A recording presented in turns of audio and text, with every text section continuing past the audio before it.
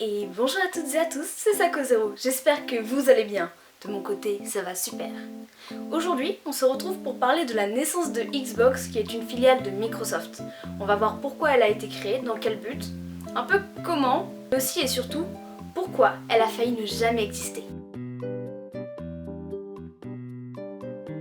Donc avant de vous parler de la Xbox en elle-même, je vais d'abord vous parler de Microsoft. Donc Microsoft, c'est une entreprise créée le 4 avril 1975 dans le but tout d'abord de développer et de vendre des programmes, notamment pour la Atari 1800, qui va être l'un des premiers petits ordinateurs du monde. Microsoft en fait, au fur et à mesure, ça va devenir le plus gros créateur de logiciels du monde. Et il va être connu notamment pour le lancement de Windows en 1985, mais aussi pour le lancement des logiciels Office en 1992. Microsoft en fait, ça va être tellement une grosse entreprise qu'elle va pouvoir se permettre d'acheter des gros trucs du style Skype en 2011, Nokia et Mojang en 2014, LinkedIn en 2016 et Activision Blizzard en 2022. Enfin notamment, ils ont acheté plein d'autres trucs mais pour moi c'était les principaux à signaler. Pour revenir à la Xbox, en fait, de base, c'était une mini-section qui s'appelait Microsoft Game, qui a été créée en 1994 et qui juste faisait des jeux PC comme l'un des plus connus d'entre eux, le Démineur. Et moi je connais pas parce que je suis trop jeune et que c'est pas mon époque. Ce n'est qu'à partir de 1996 que c'est devenu Xbox Game. Donc ça a failli ne jamais devenir Xbox Game, c'est pas facile à dire, parce qu'en fait, à l'époque, Microsoft vendait des outils de programmation Microsoft pour Sony, donc PlayStation quoi. Donc la Xbox en fait, c'était justement censé être un concurrent à la PS2 de Sony, la Dreamcast de Sega et à la GameCube de Nintendo. Donc si d'un côté tu veux faire de la concurrence à Sony et que en même temps tu leur vends des trucs, moyen la crédibilité. De plus, la Xbox n'est pas sous Windows. Donc Bill Gates, qui est l'un des créateurs de Microsoft avec Paul Allen, qui est décédé en 2018, a failli annuler le projet. Mais finalement, c'est en 1999, lors d'une interview, que ce très cher monsieur qu'est Bill Gates va annoncer la sortie de la Xbox. Cette dernière sortira enfin le 15 novembre 2001 aux États-Unis, puis finira par sortir en 2002 en Europe et au Japon.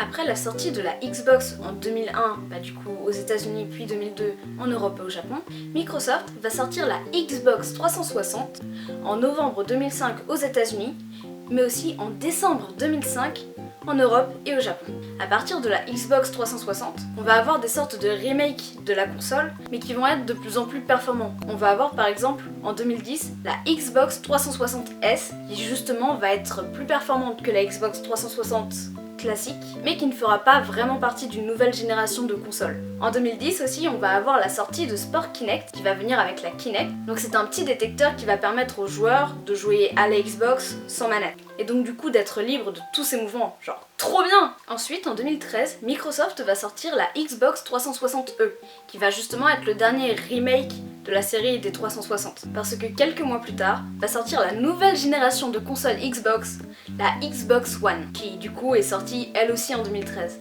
Malheureusement, j'ai pas fait suffisamment de recherches, donc j'ai pas les dates précises. Je vous laisserai voir si vous êtes vraiment intéressés et je vous laisserai chercher par vous-même. Donc à partir de cette console qui représente une nouvelle génération chez Xbox, on va avoir encore une fois deux remakes. Donc on va avoir en 2016 la Xbox One S, qui justement là va être 40% plus petite, mais nettement plus performante que la Xbox One classique. En 2017, on va avoir la Xbox One X, qui là va être la première console Microsoft qui peut faire tourner des jeux en 4K et en 60 FPS, ce qui est déjà beaucoup, genre vraiment beaucoup. Pour finir, Xbox va sortir la Xbox Series S et la Xbox Series X en 2020. D'après ce que j'ai pu lire, ces consoles-là auraient à peu près les mêmes performances que la PS5, c'est-à-dire presque 8K niveau qualité de l'image et qui peut tourner jusqu'à à peu près 120 FPS, ce qui est genre énorme. Et toujours d'après ce que j'ai pu lire, ça serait mieux d'acheter une Xbox Series S voire Series X qu'une PS5, parce qu'elles ont à peu près les mêmes performances, mais que les Xbox sont moins chères.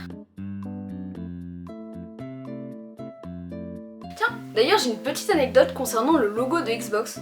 Vous savez pourquoi il est vert? En fait, le créateur du logo ne savait pas trop quelle couleur mettre à la base. Donc dans une salle, il a laissé plusieurs feutres pour tableau à disposition de ses collègues.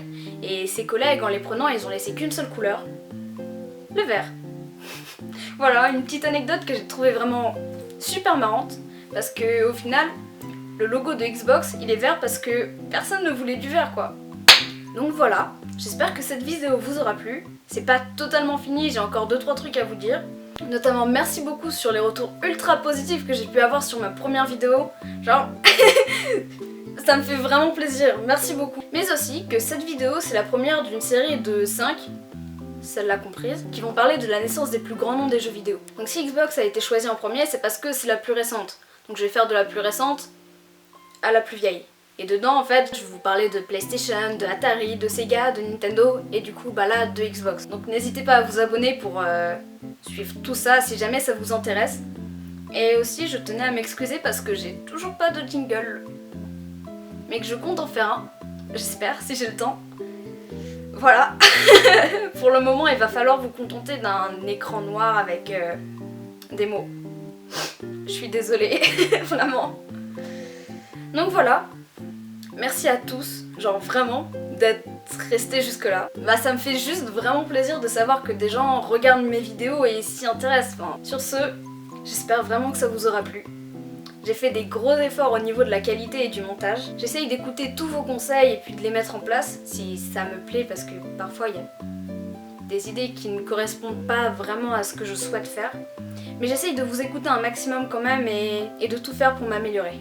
En tout cas, encore une fois, pour la millionième fois, merci beaucoup. À très vite.